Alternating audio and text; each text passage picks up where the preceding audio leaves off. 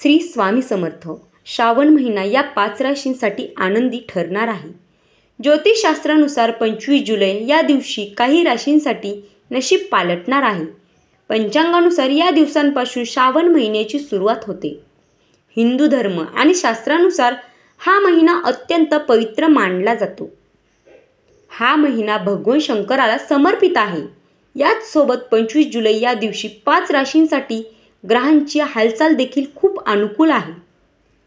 ज्योतिषशास्त्रानुसार जाणून घेऊयात की या 5 राशी कोणत्या आहेत, ज्यांच्यासाठी श्रावणातला पहिला दिवस हा शुभ मानला आहे. श्रावणातला पहिलाच दिवस या 5 राशींचं भाग्य घेऊन येतोय.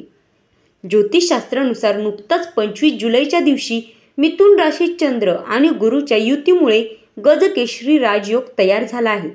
या योगामुळे 25 जुलैचा दिवस अनेक राशींसाठी उत्तम राहील. याचसोबत कर्क राशीत बुधादित्य योग देखील तयार झाला आहे. काही राशींना याचा फायदा देखील होईल. जाणून घेऊयात या दिवशी कोणत्या राशींना सर्वात जास्त फायदा होईल. भगवान शंकराची कोणावर कृपा होणार आहे. श्रावणात शनी महादेवांचा मिळेल डबल आशीर्वाद.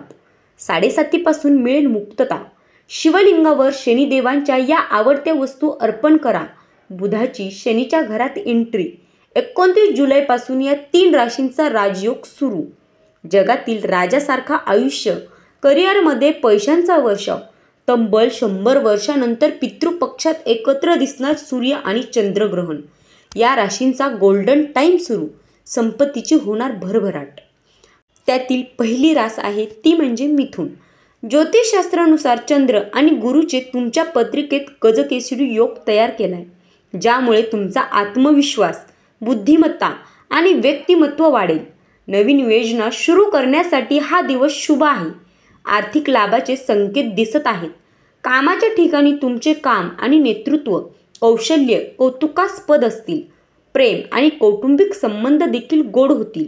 या दिवशी तुमची निर्णय घेण्याची क्षमता मजबूत असेल आणि लोक तुमच्या कल्पनांनी प्रभावित होतील. तुमच्या संवाद कौशल्याचा वापर करा आणि नवीन संधीचा फायदा घ्या.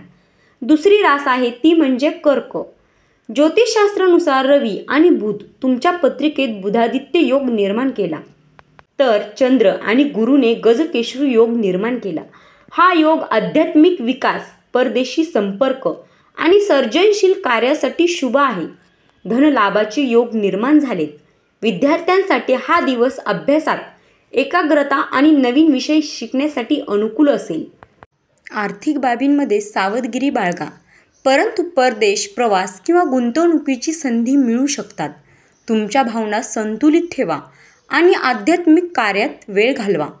पुढची रास आहे ती म्हणजे सिंह. ज्योतिषशास्त्रानुसार मंगळ आणि केतू तुमच्या पत्रिकेत आहेत. त्याचवेळी चंद्र आणि गुरूचे गजकेसरी योग निर्माण केलाय. हा योग आर्थिक लाभासाठी शुभ मानला आहे. तुम्हाला कामाच्या ठिकाणी नवीन जबाबदाऱ्या किंवा प्रकल्प मिळू शकतात. तुमच्या महत्त्वाकांक्षा पूर्ण होण्याची शक्यता आहे आणि तुमचा आत्मविश्वास शिगेला पोहोचेल. प्रेमसंबंधांमध्ये प्रगती होईल आणि सामाजिक कार्यक्रमांमध्ये तुमची उपस्थिती प्रभावी राहील. तुमचे नेटवर्क वाढवा आणि नवीन संधीचा फायदा घ्या. पुढची रास आहे ती म्हणजे वृषभ. तुमच्या पत्रिकेत चंद्रगुरूने गजकेसरी योग निर्माण केलाय. हा दिवस आर्थिक लाभ, उत्पन्नाचे नवीन स्रोत आणि कुटुंबांसोबत वेळ घालवण्यासाठी शुभ आहे.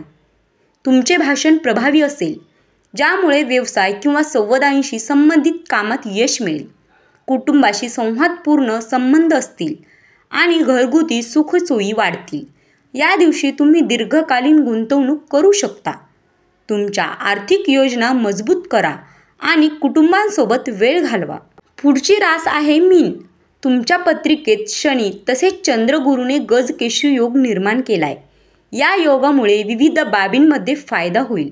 हा दिवस कौटुंबिक मेळावे आणि आध्यात्मिक कार्यांसाठी अनुकूल आहे. कामाच्या ठिकाणी स्थिरता राहील आणि तुमच्या मेहनतीचे कौतुक केले जाईल. भावनिक संतुलन राखा आणि कुटुंबांसोबत वेळ घालवा. घरगुती गुंतवणूक किंवा मालमत्तेशी संबंधित निर्णय घेण्यासाठी देखील हा काळ शुभ मानला आहे. तर तुम्हाला कळलंच असेल की उद्या म्हणजेच 25 जुलै या दिवशी या 5 राशींसाठी राजयोग आहे. हा दिवस त्यांच्यासाठी खूप शुभ आहे. घरातील कामासाठी किंवा महत्त्वपूर्ण कामांसाठी हा दिवस शुभ आहे.